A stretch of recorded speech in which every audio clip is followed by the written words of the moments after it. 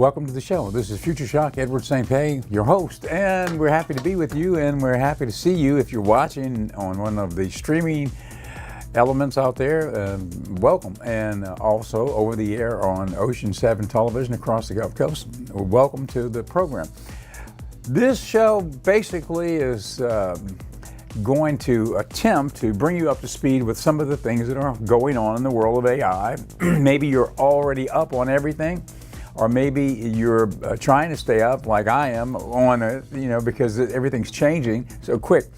We've got an interesting story today. We've got Meta strikes again. Okay, we've got something revolving around Meta, the parent company of Facebook and Instagram, Zuckerberg, right? So he has a new AI project, and it sheds light on a new area of AI that may be usable by all of us, an AI device. So instead of an app that you might access over your phone or whatever, it's a separate device, and it may look like a little small screen or whatever, but this little AI device will have super capabilities to help you in a lot of ways. So we're going to take a look at that in a minute. Meta strikes again, and it will infuse into that story information about a device that's being sold right now. It's already available. Also, Microsoft's new, it's called Phi 3. It's another AI device, which is from Microsoft. So you can see people are getting into the game now, and that's where it's going. It's going, our phone is going to become a super phone. It may not be exactly the kind of phone we have now. It may change a bit, but it's going to be imbued with superpowers. And so we'll be able to use it in a lot of ways. It may not even look like a phone anymore. It may look like a small little device, which you'll see in a second. I've looked at the video a little bit, and basically it's a whole new category of products that will be coming, that will be infused with AI. There will be a personal assistant, I guess, of the future, a futuristic version of a personal assistant box of some sort. Also, we've got a couple of segments on humanoid robots. We've got more on the big news from Boston Dynamics, the upgraded version of Atlas, their humanoid robot. They came out with an upgraded version. Of course, you've got Tesla and others who are infusing AI into robotics to turn them into, almost supernatural creatures, things from a science fiction movie, right? But they're here, and you'll be able to see more. If you haven't seen the Boston Dynamics Atlas robot, you're going to be amazed. And it went through a big upgrade. And so we've got more on that, a couple of videos on that. But first, let's start off. Let's look at the Meta Strikes Again video. Let's take a look at what Meta is doing, and there'll be an intro to the new AI devices. Let's take a look.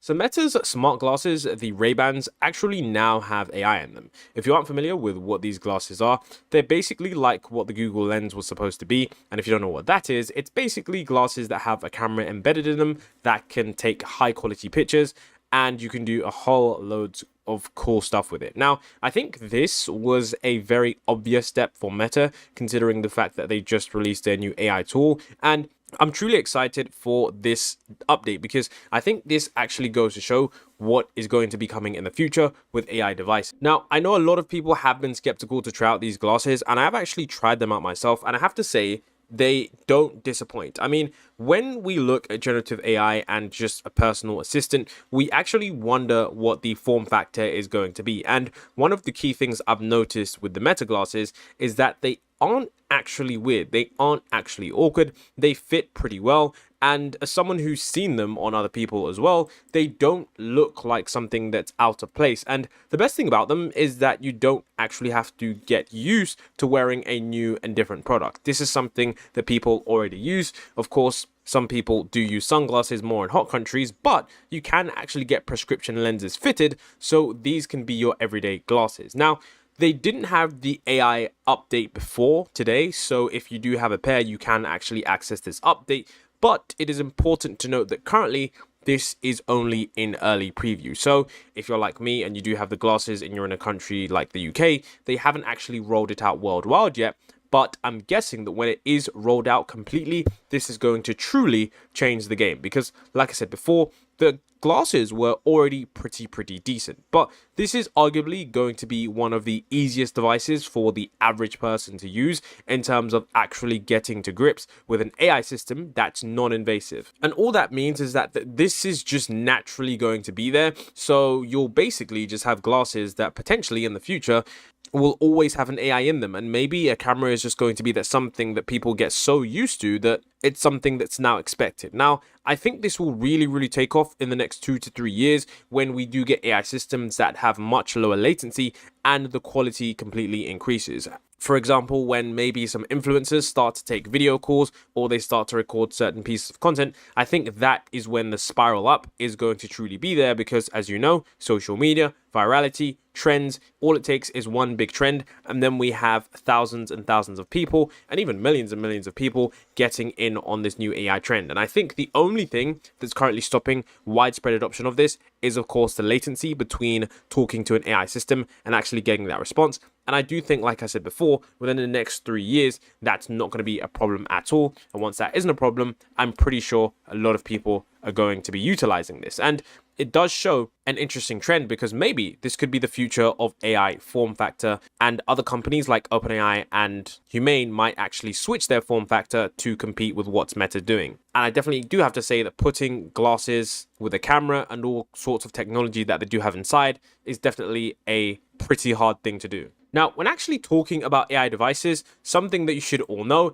is that Rabbit actually recently had their pickup party in New York, and this is the first live unboxing of the Rabbit R1 device. Now, why am I even talking about this? Well, number one, it's quite similar to the Meta AI glasses in the sense that it's an agentic AI platform, and the fact is that right here we have a monumental moment because it's a landmark event where we actually have an AI device that many people are actually excited to use. Now, I think this is going to be truly interesting over the next couple of days because that's when this thing is going to start getting into the hands of different tech reviewers.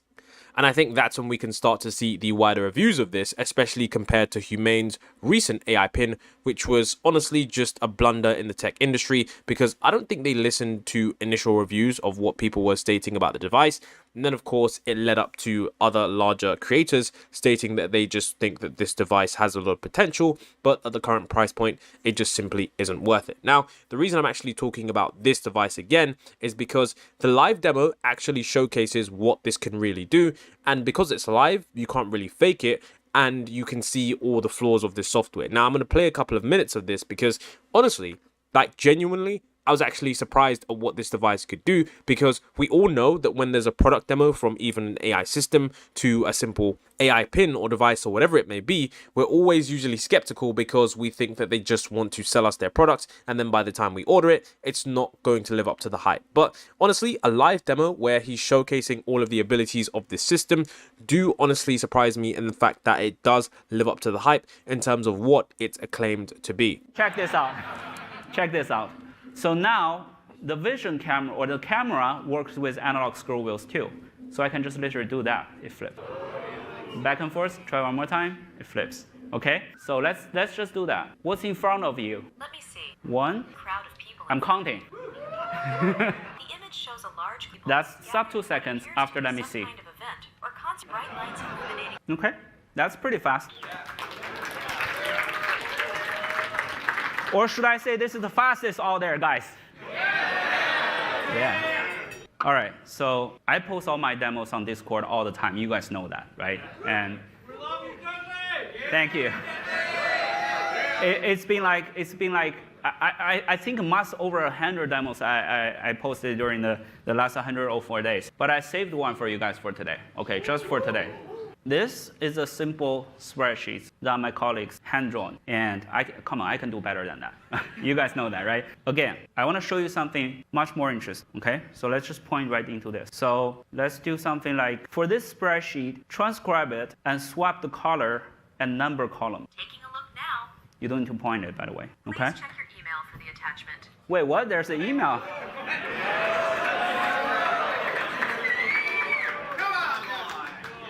Guys, check your watch. Check your watch. Okay, I want to make sure this is not a spam because it's called Rabbit. We got spammed a lot. Okay, I'm gonna put this down for a bit. It looks like it says, here's the revised spreadsheet you asked for. And it came with a little nice attachment in a CSV file. Let me just download it.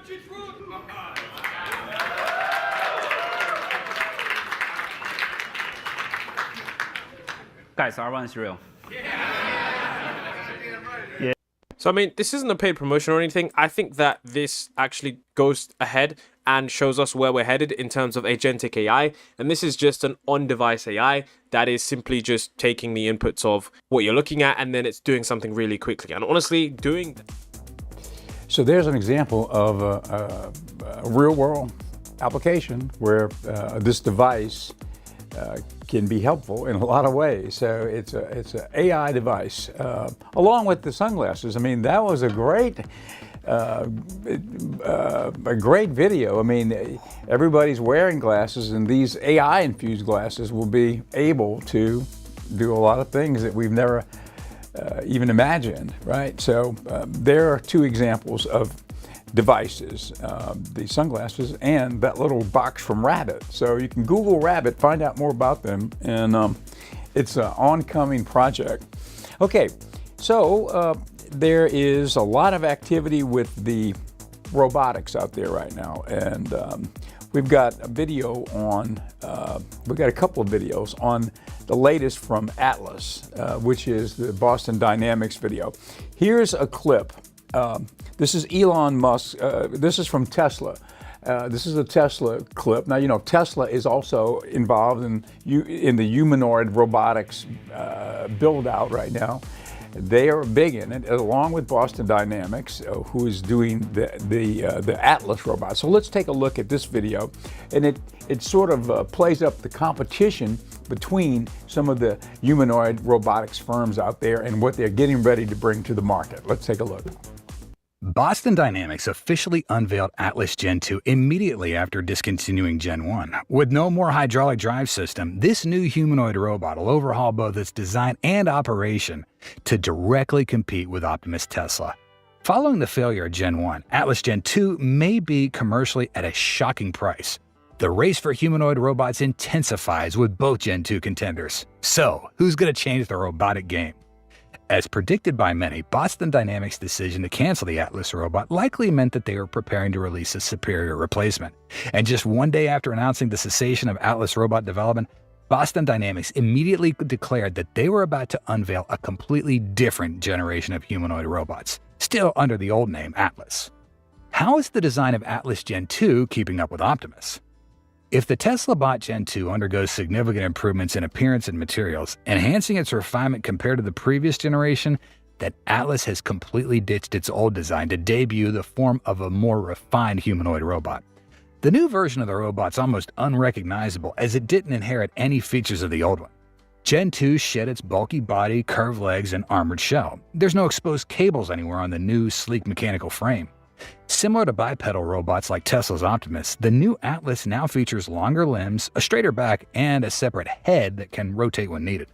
The biggest highlight here is that the face includes a built-in ring light. When Atlas stands upright, it does so when facing the camera. Now its head rotates around 180 degrees before its body follows suit.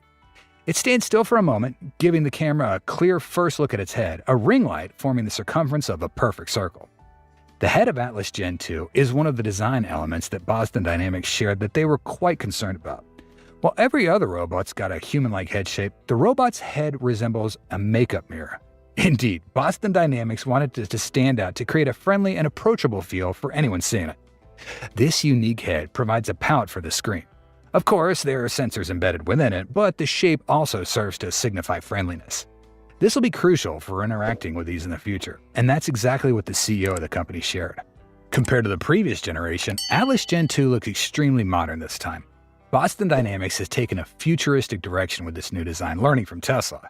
At first glance, the appearance of robots may seem unimportant, but for us, especially as they start showing up in households, we think that Boston also considers this because at least no one would dare to buy a robot with a threatening appearance that might scare children. How did Atlas Gen 2 change its operating way to compete with Optimus? Boston Dynamics seems to have devoted considerable time to researching and developing Atlas Gen 2 before deciding to terminate the previous one. This is most evident through the transition to a fully electric robot design like Tesla's Optimus, rather than using hydraulic fluid in the drive system like before. Now, the new race truly begins because both of these robots primarily operate on the batteries provided by the manufacturer. Speaking of Boston Dynamics' previous robot, everything's different now. The previous version of Atlas did use electricity, but also relied on hydraulic fluid, as you can clearly see in the videos Boston Dynamics puts out. The hydraulic drive system brought many benefits to Atlas's robot, including a strong force, easy control, high efficiency, and agility. However, Okay, so that's the robotic situation out there. Humanoid robotics. Tesla's big in it. Boston Dynamics, they'll be bringing these to market before very long, and they'll be showing up in the workforce. So it's interesting to see how far robotics has come at this point. It's really the merging of science fiction. I think, you know, it's not science fiction anymore, though. It's science fact at this point, and it's only going to get more profound. Okay, this program is brought to you by the Pendragon Apothecary, which is our associated wellness project. It's a forward-leaning wellness store. We've got the various medicinal mushrooms from the Vedic medical tradition and Chinese medicine, and all of those mushrooms are here in the form of powder or tincture. We've got various tinctures you can take. For example, the 7 medicinal mushrooms. Instead of all of the individual powders, you can take a tincture with all 7 mushrooms in it. It's an alcohol-based tincture, so you take a dropper full, put it under your tongue, you get the medicinal benefits of the mushrooms simply, quickly, and very portably. So you can take it with you, put it in your pocket and take it with you wherever you're traveling, and you can stay with your wellness regime. So you don't get sick in the first place.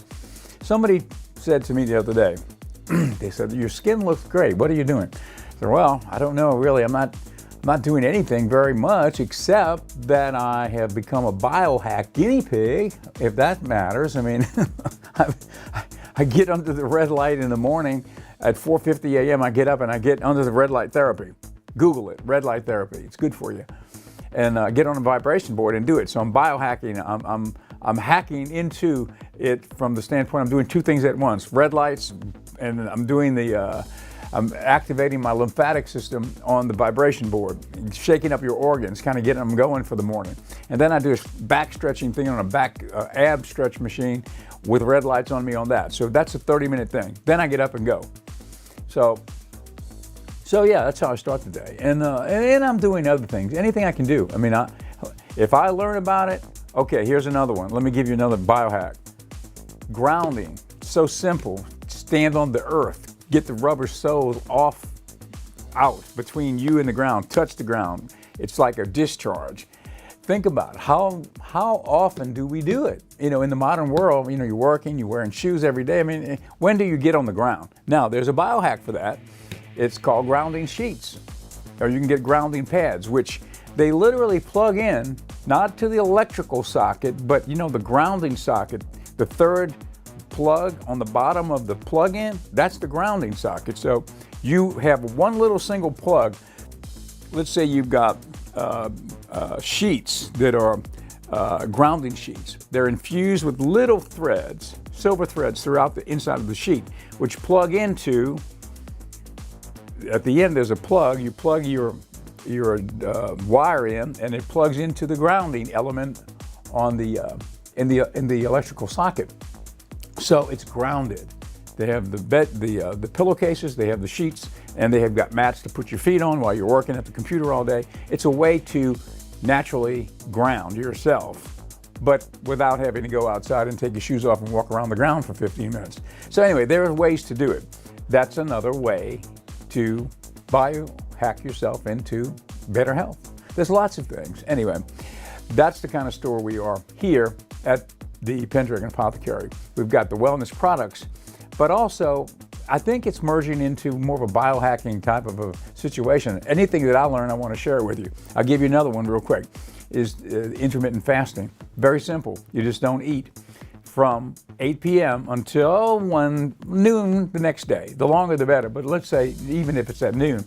So you're fasting more than you're eating, okay? You're fasting more hours than you're eating. Your body goes into sort of an internal cleanup process after about 12 hours.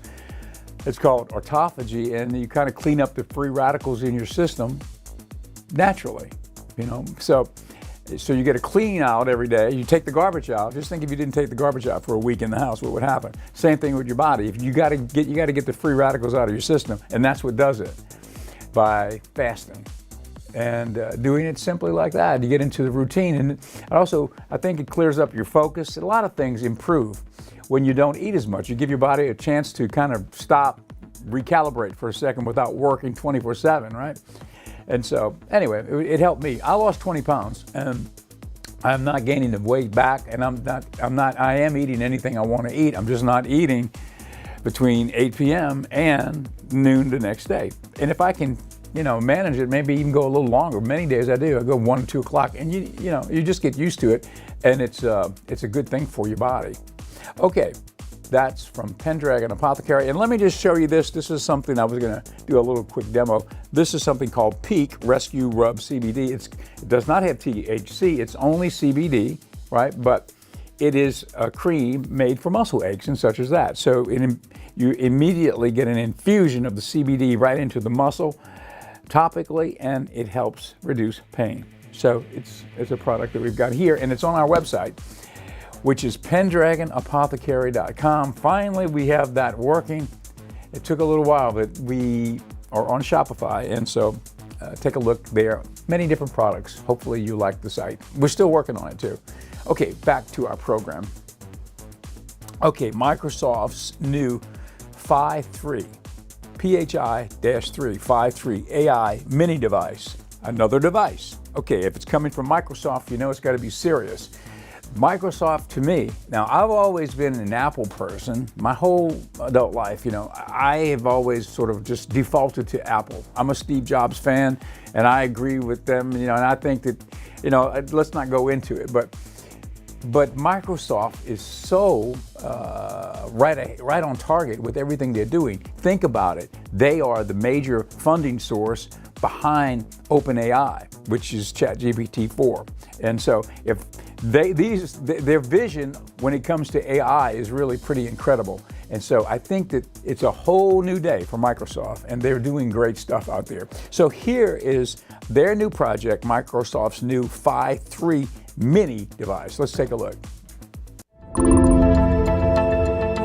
Microsoft just made a big move in the AI world by shrinking powerful AI down to fit right in your pocket with the Phi 3 mini. And I mean that literally. This little powerhouse can run on your iPhone 14, bringing advanced AI capabilities without compromising your privacy. It's a game changer for anyone looking to use advanced technology simply and securely. In the past, developing AI meant creating bigger and more complex systems, with some of the latest models having trillions of parameters. These large models are powerhouses of computing and have been able to perform complicated tasks that are similar to how humans understand and reason. But these big models need a lot of computing power and storage, usually requiring strong cloud-based systems to work. Now with Phi 3 mini, there's a change. This model fits an advanced AI right in your hand. Literally, it has 3.8 billion parameters and was trained on 3.3 trillion tokens, making it as good as much larger models like Mixtral 8x7b and even GPT 3.5. What's even more impressive is that it can be used on regular smartphones without needing extra computing help.